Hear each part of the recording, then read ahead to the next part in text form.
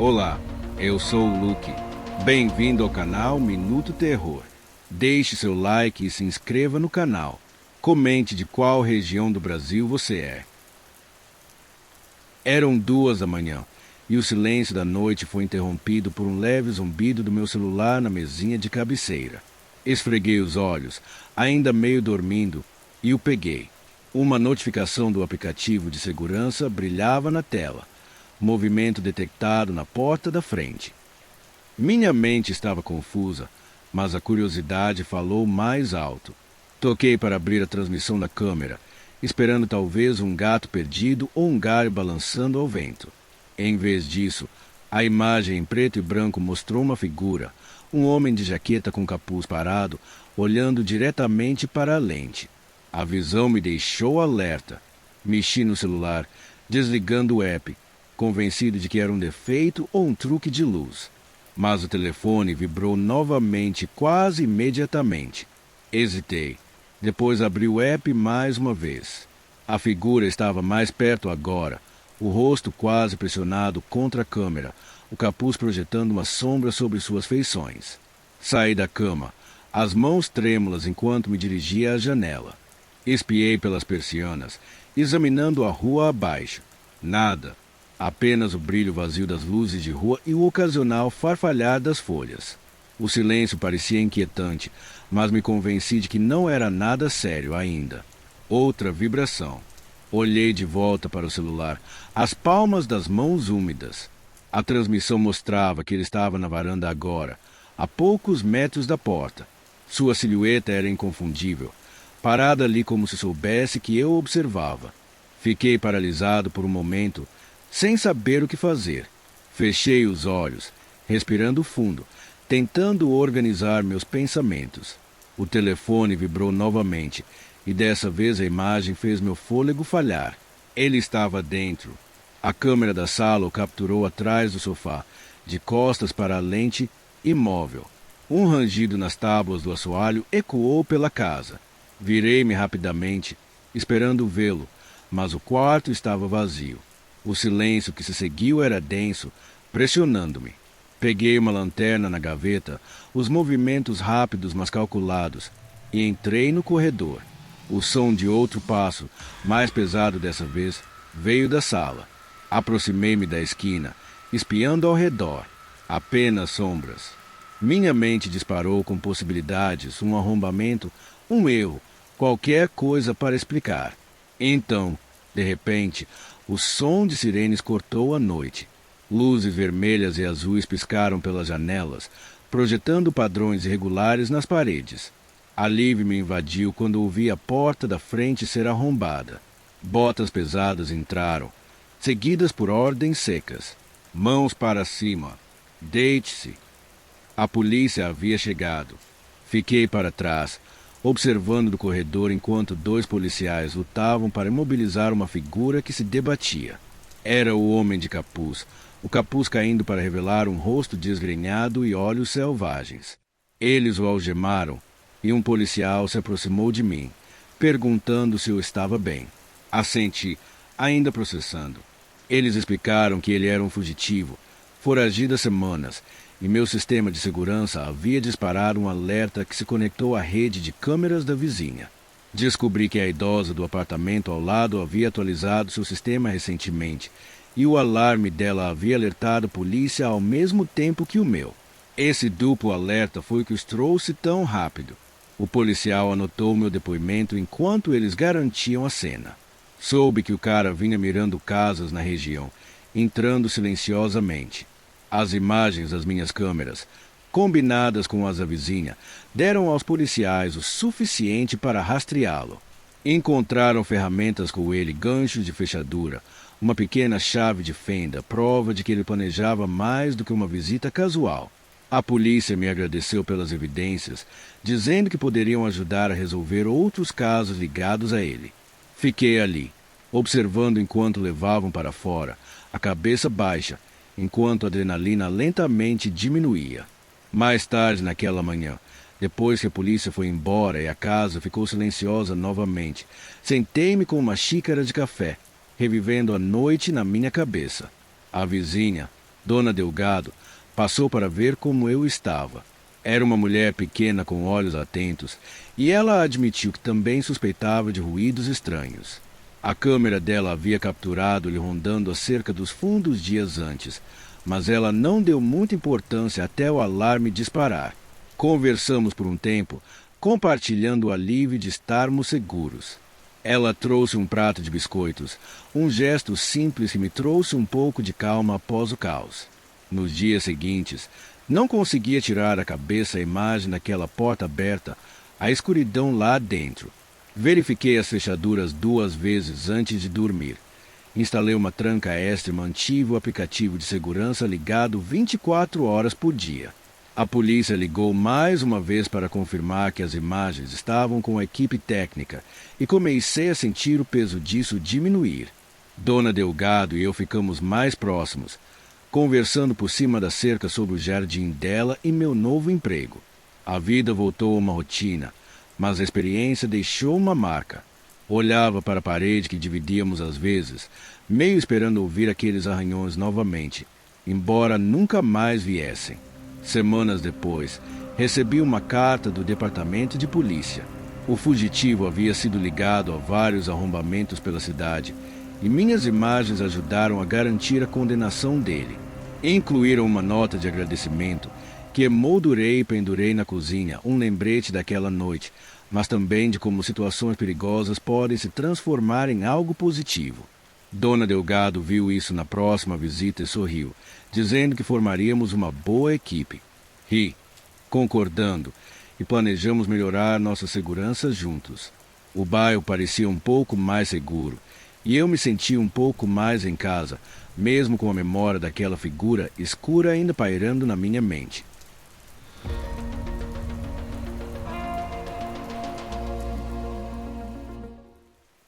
Era uma noite de sexta-feira tranquila, o tipo de silêncio que envolve a casa quando todos estão ausentes ou dormindo profundamente. Eu me encontrava sozinho, um momento raro de solitude que eu vinha aproveitando desde que me mudei para aquela casa antiga na semana anterior.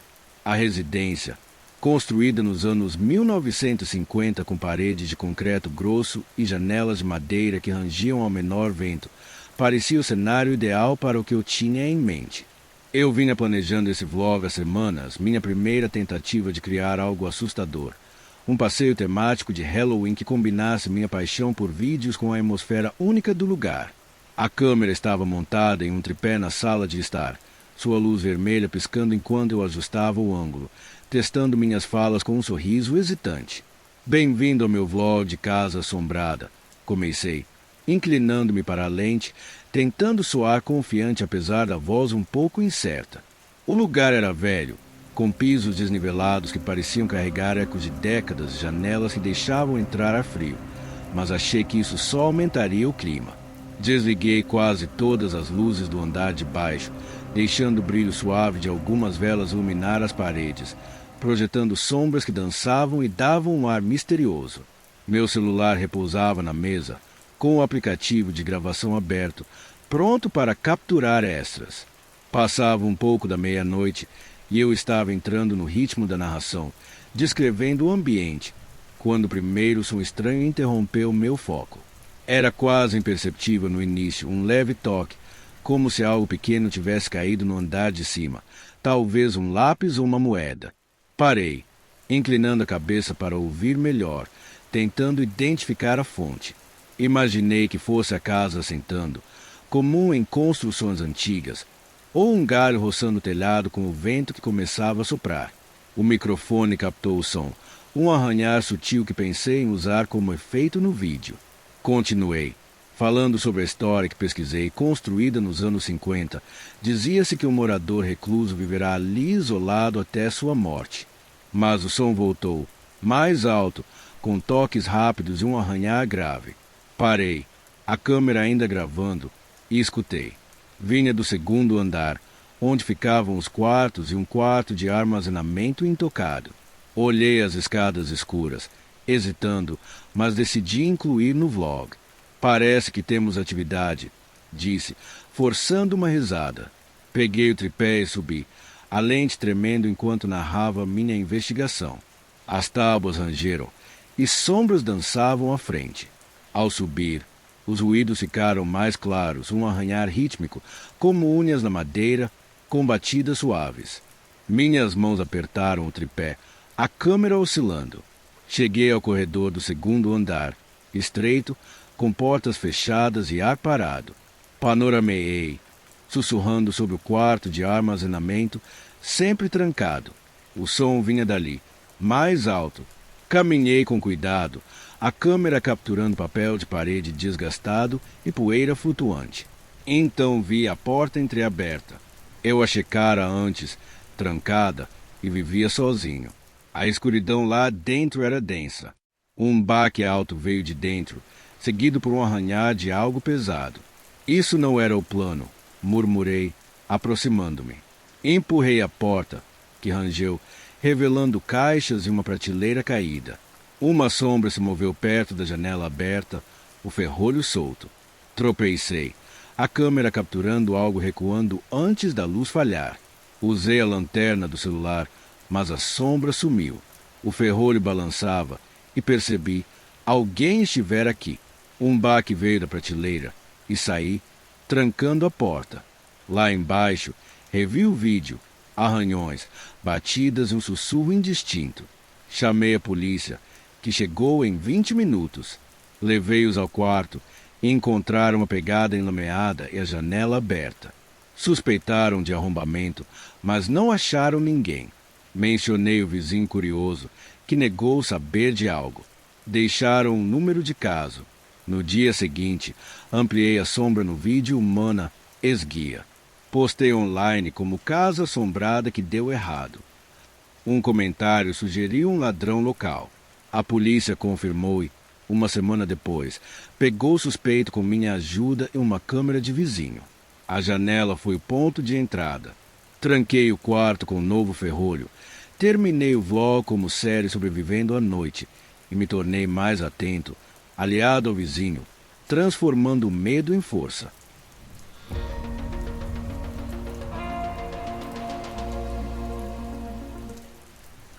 Era uma noite de quarta-feira opressiva.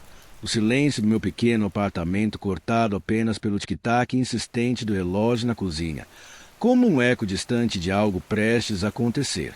Meu nome é Dona Clara, e aos 78 anos, vivo neste apartamento velho há mais de 40, suas paredes rachadas e assoalhos rangentes guardando sombras de um passado que não me deixa em paz. Hoje, 18 de junho de 2025, já passava das 15h10 e a luz do dia se dissolvia em uma escuridão densa, como se algo sinistro se aproximasse. Meu neto Pedro viria amanhã, e eu havia passado o dia limpando, arrumando as prateleiras empoeiradas, preparando uma panela de feijoada, o cheiro da carne misturando-se a um ar parado que parecia sufocante. As janelas, trancadas contra o vento gelado de junho, tremiam ligeiramente, e acendi a luminária ao meu lado, seu brilho fraco lutando contra as sombras que se alongavam pela sala. Estava tricotando, as agulhas batendo em um ritmo que soava como um chamado, quando a rua lá fora silenciou de forma antinatural, o tráfego sumindo como se o mundo tivesse sido engolido. Não esperava nada além de uma noite inquieta, mas o pressentimento me acompanhava. Por volta das 21h, um som rasgou o silêncio, um arranhar baixo, como unhas arranhando madeira podre, vindo da sala. Parei, os olhos fixos no escuro, tentando localizar a origem. Pensei no gato da vizinha, que às vezes invade se eu esquecer uma janela, mas todas estavam fechadas. Ignorei, voltando ao tricô, mas então veio um baque seco, seguido por um estalo agudo, como vidros quebrando em pedaços invisíveis. Deixei as agulhas caírem, as mãos hesitando, e me levantei, o assoalho gemendo sobre meus pés. A sala estava mergulhada em sombras, a luz do corredor mal alcançando, e ao me aproximar, vi a porta da frente, entreaberta, como se mãos invisíveis a tivessem forçado. Meu estômago se contraiu. Sempre a tranco 2 vezes, um ritual de anos vivendo sozinha. Antes que pudesse reagir, 2 figuras surgiram das trevas, jovens, encapuzados, os rostos ocultos sob capuzes escuros se pareciam engolir a luz.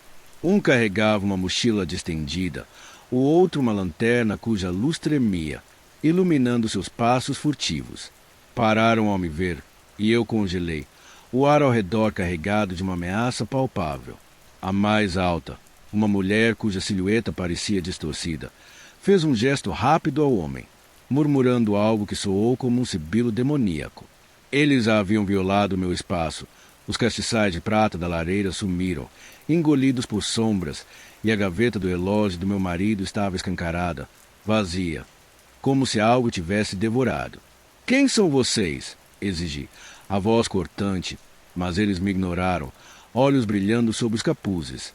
O homem avançou, sua presença como uma parede se fechando, e eu recuei para o corredor, agarrando o telefone com dedos trêmulos. Antes se pudesse discar, a mulher sibilou novamente, e eles começaram a encher a mochila, a caixinha de joias da minha mãe, um vaso que estremeceu ao ser arrancado. Gritei para pararem, mas eles se moviam como espectros, rápidos e silenciosos. Pensei na taco de beisebol de Pedro, escondida atrás do sofá, mas antes que a alcançasse, eles correram para a porta. Fui atrás, os passos ecoando como tambores, e então ouvi a chave girar. A voz de Pedro cortou o ar. "Vó, cheguei mais cedo." A porta se abriu com um estrondo, revelando Pedro, 22 anos, forte do trabalho na construção, largando a bolsa com um grito ao ver os intrusos. "O que está acontecendo aqui?" rugiu, lançando-se contra o homem. O casal entrou em pânico, a mulher deixando o vaso cair, o vidro explodindo como um grito no chão, enquanto Pedro derrubava o homem com um soco que ecoou. Agarrei o telefone, disquei 190, descrevendo a invasão com voz entrecortada, os olhos grudados na luta. A mulher puxou o comparsa, mas Pedro resistiu, determinado, os punhos cerrados. Por um instante, pensei que os dominaria, mas o homem se soltou, acertando um golpe nas costelas de Pedro. A mulher empurrou a porta com força, e eles fugiram, sumindo pela escada como fantasmas, deixando apenas o eco de seus passos. Pedro gemeu, segurando o lado, e eu corri até ele, o telefone ainda na mão enquanto a atendente prometia ajuda. Esperamos na sala, os cacos do vaso espalhados como ossos quebrados, a gaveta aberta um buraco escuro na memória. Pedro andava inquieto, verificando janelas, o rosto tenso. A polícia chegou em 10 minutos, 2 agentes com lanternas cortando a escuridão, pedindo detalhes. Mostrei os lugares vazios, o vidro estilhaçado, e eles coletaram impressões, mas os ladrões usavam luvas. Percebi tarde. Pedro descreveu a briga, mostrando um arranhão, e os policiais anotaram. Revistaram o prédio, bateram nas portas, mas o casal sumiu. Um agente sugeriu que eram inexperientes, assustados por Pedro, explicando a fuga. Deixaram um número de caso, recomendaram trancas novas, prometendo patrulhas. Na manhã seguinte, tomei café com Pedro, a feijoada intocada na panela, um cheiro amargo no ar. Ele dormiu no sofá, vigiando, e confessou ter vindo cedo para me surpreender, sem prever o caos. Vi um hematoma na bochecha dele, e ele minimizou, aliviado por eu estar bem. Listamos roubado, castiçais, relógio, caixinha, e senti uma perda cortante, mas nada insubstituível. Pedro sugeriu uma câmera, e fomos à loja, sua determinação me aquecendo. A polícia ligou, relatando outra invasão parecida, minha discrição batendo. Estavam otimistas, mas sem prisões. Nos dias seguintes, o apartamento parecia assombrado, vazio, mas protegido pela câmera nova piscando. Pedro visitou mais, trouxe amigos para reforçar a porta, e transformamos a noite em história familiar. A perda doeu, mas nosso vínculo cresceu, a coragem dele um farol. Guardei os cacos do vaso, um troféu sombrio. E, apesar dos ladrões soltos, senti uma força nova, sustentada por Pedro e a segurança reforçada. Meu apartamento velho, com seus rangidos, virou um bastião de resistência.